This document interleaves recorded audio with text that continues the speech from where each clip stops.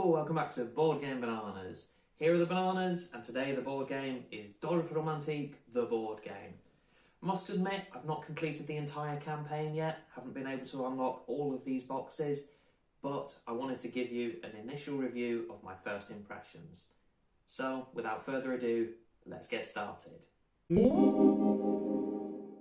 If you saw my how to play video, you'll already know I'm a really big fan of this game.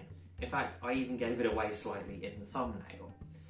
But one of the things I really like about this game is it's such an original concept, and I love the way it's been adapted from a video game. I must admit, I've never even played the video game, but I love the way that they've turned it into a board game that's excellent in its own right, but also you can still sense part of the video game roots in the sense that you open the boxes and they feel like unlocking level 2, level 3, level 4. The effect this has on it as a board game is absolutely phenomenal, because when I finish playing it once, you know, we'll dot off the boxes in the campaign map, we'll hopefully open some more boxes, and then I immediately want to play it again. This is one of the very few games I can play multiple times in the same evening and still enjoy it just as much. And another thing that I absolutely love about this game is just how easy it is to just get going. You know, anyone can come and join in, and you can quite simply say, right, take a piece, put it somewhere on the board so that the pieces match, and then you can sort of explain it from there. It's such a simple concept, anybody can understand, and you can get going very easily. But the thing is, the thing that makes it even better and really escalates this to the next level, quite often with simple games, they can be a little bit too simple and to the point where they become a little bit boring.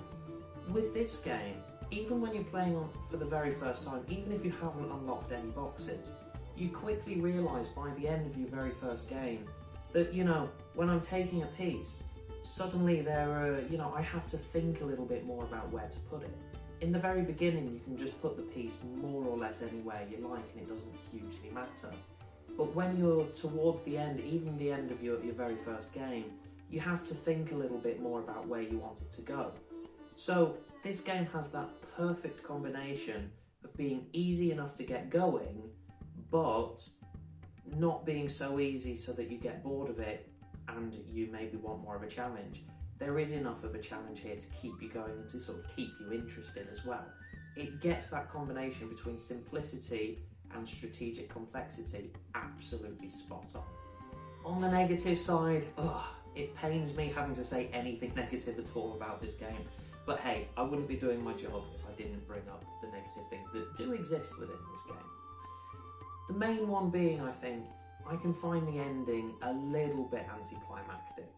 You know, you place your last landscape tile, and then you add up all the points you have, you write them in your little green notebook, flick through, compare with previous games you've done, and you basically go, I guess we did okay. Or, we did better than we usually do, or maybe that is the worst we've ever done. It's a little bit anticlimactic in that regard. You know, you don't have that feeling of knowing how many points you have and how many points you need. There's obviously not a competitive element going on. This is a game where you're basically trying to beat your previous high score and beat your previous score. But the thing is, whilst you're playing, you don't know what your current score is, because, you know, you're not going to be adding this up as you go along.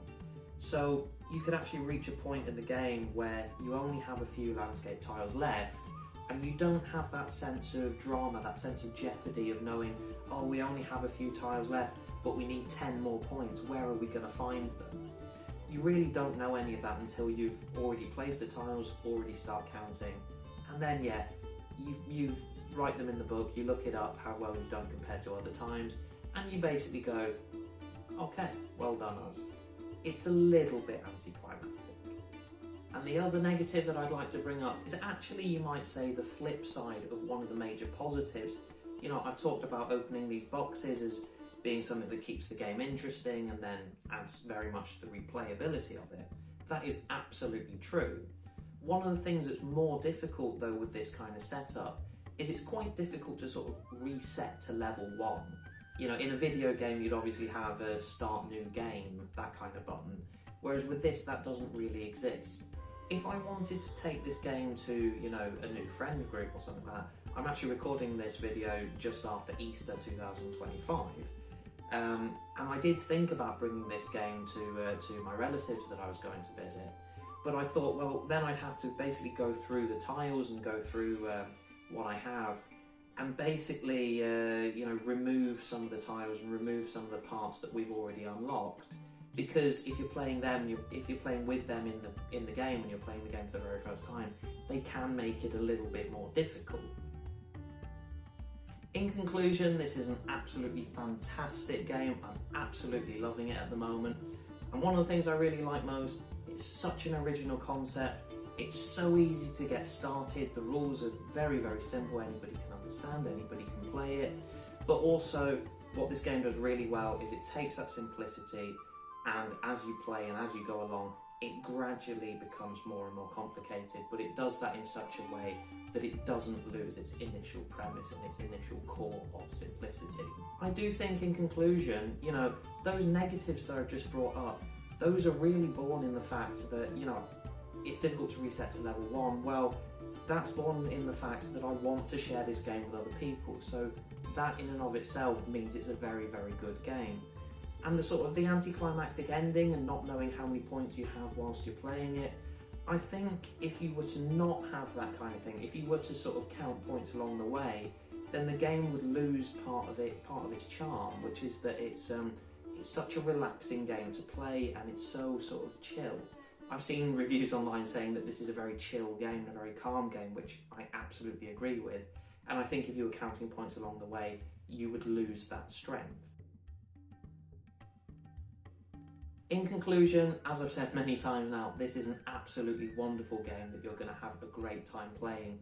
I would give this game a score of a full 5 out of 5 bananas. It's brilliant, I love it, and I think you're going to love it. Like I said though, I do want to complete all 5 levels and open all 5 boxes and complete the whole thing, get that all the way up to 400 plus points. When I do that, I promise I'll do another review video and let you know what I think about the game when I've reached that level. But in the meantime, please subscribe. Feel free to give this video a like if you haven't already. And yeah, let me know in the comments what you think about Dorf Romantik. And for now, take care, good luck, and I'll see you in the next one. Take care.